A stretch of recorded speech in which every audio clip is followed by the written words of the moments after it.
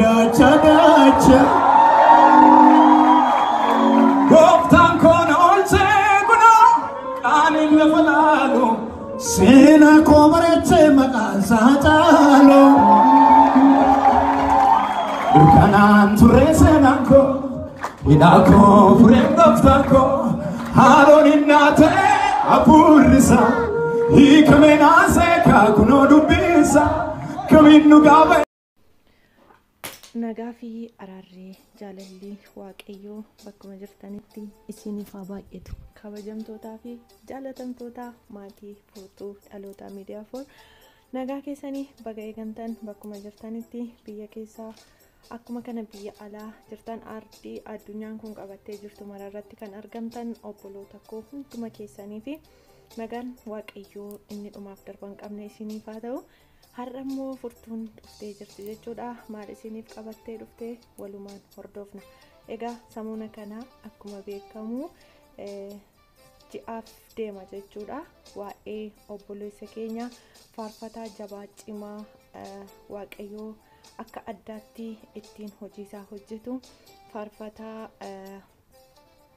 kabaa fedoo namni hin beekne jirtu jedhee yaadu egaa waaqayyoo eenyummaa isaa karaasaa gaafa itti mul'ise yasagiingee hiikee jedhee waaqayyoon akka tajaajilu baay'een keessan kiristaanota warra dubbii sagalichaatti amanee jiru ta'uu hin taane waa'een isaa namoota baay'ee fuulduratti baay'ee ajaa'ibsiisaadha namni kun egaa akkuma beektan gara dhugaa ba'umsa garagaraarraa interview garagaraarratti yoo argitanii yeroo itti iddoo aarsaatti ol ba'ee waaqayyoon tajaajilu sagaleen isaa sirriidhuma egaa waaqayyo akkasitti nama isaatiin hojjetu torbeewwan yookaan immoo guyyoota ji'aaf deemu keessatti wanta irra argitaniittu kanaan duras yeroo balaan lolaa mudate isa keessatti waaqayyo isa eegee namoonni baay'ee yeroo dhumanitti keessumattuu naannoo waldaa sanaatti yeroo lolli garagaraa mudatu waaqayyo akka addaatti isa golgeessa oolchaa ture isaaf maatii isaa jechuudha isa kanaaf immoo galanni ulfinni guddaan waaqayyoodhaaf haa ta'u jecha egaa amma immoo wanta isa mudate kanarratti akkuma beektanii balaan taasaa ka'ee wantoota isarra ga'e argitanii jirtu haa ta'uyyuu malee namoonni tokko balaa kana akka waan diina biraa dhufeettis fudhachaa kan jirus jira kanammoo waaqayyumatu nama kana jireenya isaa kan caalutti caalaa itti waaqayyoon akka inni galateeffatuu fi akka godhedha ani mataa kootti jechuudha kanan fudhadhu maaliif yoo jettanii bara inni itti hojii argachuudhaaf illee dadhabaa deemaa turetti ta'uu didee waaqayyoo hojii isaatiif isa filate bakka kanatti akka inni argamuuf isa godhe waaqayyo haa ta'uyyuu malee egaa burqituu barbaachaa jedheen nu faarfateeraa mitire kanaafi ammas waaqayyo walitti qabee eebbadachaa gatii dadhabbiisaa baasuudhaaf jecha waaqayyo akka kana godhettan fudhadhanii waaqayyo haa galateeffamu akkuma kanallee immoo yeroo tokko diinnis xuxuqxee waan gaariitti nama baasti jechuudha ajjeesuuf dhufti jireenya isa caalutti akka namni waaqayyo darbu gooti lolli yeroo baay'eetu gara eebba isa caalutti akka dabarsu irraatii hubannaa jirra jechuudha asumaanis egaa waan ani jechuu barbaadu namoonni biyya keessaaf biyya alaa akkuma wanta kana toora miidiyaa garagaraa irratti gadhiifamuu eegaleen bukkee dhaabbachuu kan jalqabdan waaqayyo bara keessan haa eebbisu isiniin jechuun jaalladha namoota kennaa gurguddaadhaan baasii guddaa kennuudhaan bukkeesaa kan dhaabbachaa turtan akka fakkeenyaatti jechuudha nama waaqayyoo baay'ee jaalannuu fi kabajnu raajii masarat taayee akkuma kana ergama geetawun imruu kan magaalaa Bishooftuutti argaman namoonni danuun jechuudha bukkee dhaabbachaa kan turtan qarshiin 10 taane obboleessa kana bira wantoota jalaa miidhaman deebistanii ijaaruudhaaf jaalala Kiristoos nutti argisiise kan argisiisaa turtan hundumti keessanuu eebbifama anaanis waaqayyo haa eebbisu anaaf mana koos jechuudha. Asumaanii guddaas yoo ta'u baate hirmaattuu qooda kana waanan tureef jechuudha. Waaqayyo anallee mana kollaa eebbisu. Namoonni hundi keessan qooda kanarratti kan argamaa turtan guddaa galatoomaa eebbifamaa isiniin jechuun jaalladha. Akkuma kana immoo konsertii faarfannaa qopheessuudhaan faarfattoonni bakka tokkotti argamtanii akkaataa kanatti gammachuu obboleessa keenya kan deebisaa turtanii waaqayyo isin haa eebbisu. Viidiyoo gabaabduu tokko ilaaleen baay'ee gammadee galgala jechuudha. Gammachuu inni bakka aarsaa dhaabbatee obboleessa keenya Geetuu wajjin yeroo faarfatanitti gammachuu fuula obboleessa keenya faarfataa Magarsaa Baqqaleerraa argamutu baay'ee tokko na ajaa'ibe jechuudha. Egaa waaqayyo isa kana nu barsiisa. Akkuma dubbiin sagalee waaqayyoo warra gaddan wajjiniinis gaddaa warra gammadan wajjiniinis gammadaa akkuma jedhu gaafa innitti rakkoon kun irra ga'e artistoonni aartii garaagaraa keessa jirtanillee bakka sanatti argamuudhaan kallattii adda addaatiin qooda mataa keessanii hanga waaqayyo isin gargaaree ba'aa turtanii. Kaleessa garuu yeroon akkaataa sanatti gammachuu faarfattoota fuula isaaniirra gammachuu mul'atu roon arge dhugaadhumatti jaalalicha inni Kiristoos nu barsiisaa jiru jira jedhee baay'ee tokko natti tole jechuudha. Kanaaf egaa walumaa galatti yeroo tokko tokko nu balleessuudhaaf inni dhufu jireenya isa caalutti nu baasa. Maaliif hojjettanii sabni Israa'el gaafa itti hidhaa jalaa ba'uu barbaadan lakkii nu gadhiisi. Waaqa keenya waaqeffannaa kakuusa abboota keenyaaf galee sana bira keenya yeroo jedhu mootiin Fariyoon garuu isaaniin gadhiisuudhaaf fedhii hin qabu ture. Argitanii waaqayyo garuu eebba isa dachaatti isaan baasuudhaaf wantoota baay'ee akka isaan irra ga'u gochaa ture jechuudha.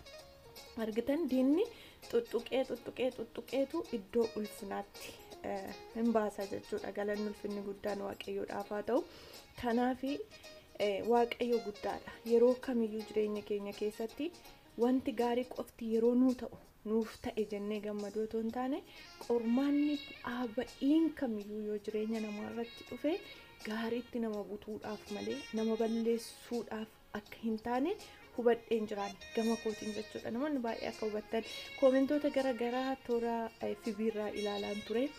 Kaanii akka waan qormaata diinni isa balleessuudhaaf kaan immoo koomentii tokko baay'ee kan ajaa'ibe kana waaqayyumatu godhee jireenya itti caalutti waaqayyo isa baasuudhaafidha kan jedhu tokko koomentii tokko arge baay'ee na ajaa'ibsiifadhe jechuudha.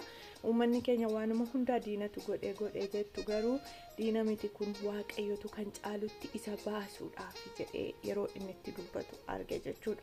Kanaaf maal jechuu barbaadeni namoonni tokko immoo jiru daandii irraa kan kaatan jechuudha. Waaqayyo namoota akkasii toora daandiitti isaan deebisu. Namni tokko gaafa qorumsa keessa galu akka waan namni sun yakka hojjetetti kan ilaalanis jiru. Kanaaf namni kamuu kan qoramu waaqayyo isa waan jaallatuufidha. Waaqayyo gara gaariitti isa dabarsuufidha. Fakkeenya yoo fudhanne warqee dhumti babbareeddee gaafa kaawwannee maal jenne nurraa bareeddu bu'aa ba'ii baay'ee keessa abidda keessa keemikaala meeqa keessa darbeetu dhufa jechuudha.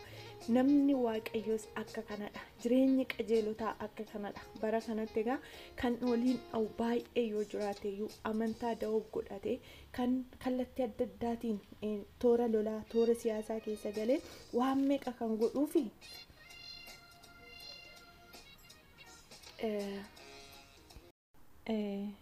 kan waliin dhahan gaafa jiranii jireenyi isaanii baay'ee dafee milkaa'aa dafee wal qabata.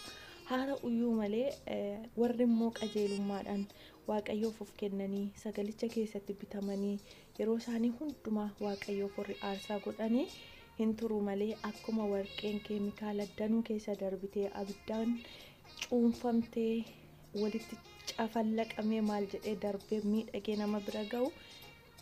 Jireenyi qajeelotaas akkas warri dhugaadhaan waaqayyoof of kennan warri dhugaadhaan waaqayyoodhaaf jiraatanis yoo tureyyuu kakuun isaanii akkuma kana bareedee mul'ata jechuudha. Kanaaf egaa maal jechuu barbaadeni jabaadhaa qajeelummaadhaaf jiraadhaa waaqayyootti akkaataa waamicha keessanitti jiraadhaa daandii jal'ootaa ilaaltanii namoonni abaluuf akkana ta'e jettan isaa yaada keessan yaada namaarraa kaasaati kan jireenya keessan kan dhuunfaa keessanii bakka waamicha keessanitti jabaadhaa isiniin jechuun jaalladhaa. Kanaaf egaa obboloota koo kallattii kamiiniyyuu obboleessa keenya bira dhaabbattanii waaqayyo isinaa eebbisuu ulfaadhaa. Tajaajiltoonni kallattii kamiinuu argamtanii namoonni jireenya keessan irraa hir'istanii qarshii tokkoyyuu maan ta'an inni 1,000 kenne inni 5,000 kenne inni 100,000 kenne inni miiliyoonas kenne inni qarshii 1 kenne hundumti keessanuu fuula waaqayyootti waaqayyo isinaa eebbisu. Yaadaanis kan bira dhaabbachaa turtan kan gargaaraa turtan bakka sanatti dhaqxanii argamuudhaan kan bira dhaabbachaa turtan hundumti keessanuu waaqayyo isinaa eebbisu ulfaadhaa isiniin jechuun jaalladha. Egaa ergaa waan natti dhaga'ame anis dabarfachuu waan dhufee fi obboleessa keenya kabaa fedhoo baga gammadde baga waaqayyo qorees ilaalee baga milkooftes baga siif ta'ee gammachuun kee baga deebi'ee sirriidha. Guyyuma sanatti iyyuu fuulli kee ifaa ture akka rakkoon kun ga'ee gaddis irratti argamaa hin turre. Kanaaf nama waaqayyo jechuun immoo isa kanadha. Akkuma Iyyoob isa gaarii naaf ta'e fudhadhee isa hamaa fudhachuun isaaree akkuma jedhe fuula keerraa guyyaama sanayyuu gammachuudha ture kan sitti dhaga'amu. Egaa suurota garaagaraa irratti akkuma arginu egaa obboleessi keenya faarfataa kabaan gitaara kana baay'ee jaallata.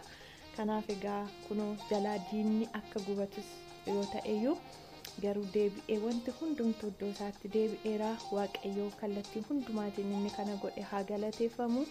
Kana fakkaataa turtii waliin qabnu har'a asuma irratti goolabee jira. Viidiyoo biraa yaada biraatiin hanga walitti deebinutti waaqayyo isinaa eebbisu. Turtii gaarii qabaadhaa. Meeshaa faarfannaa kanaa dhaggeeffadhaa. Sammuu keessan itti haaressaa. Lafuma jirtanitti turtii gaarii. Sagantooleen furtuu dhalootaa miidiyaa 4 itti fufaa.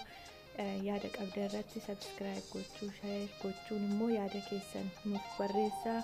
Chaanaala kana nuuf guddisaa isiniin jenna jaalala waaqayyootiin.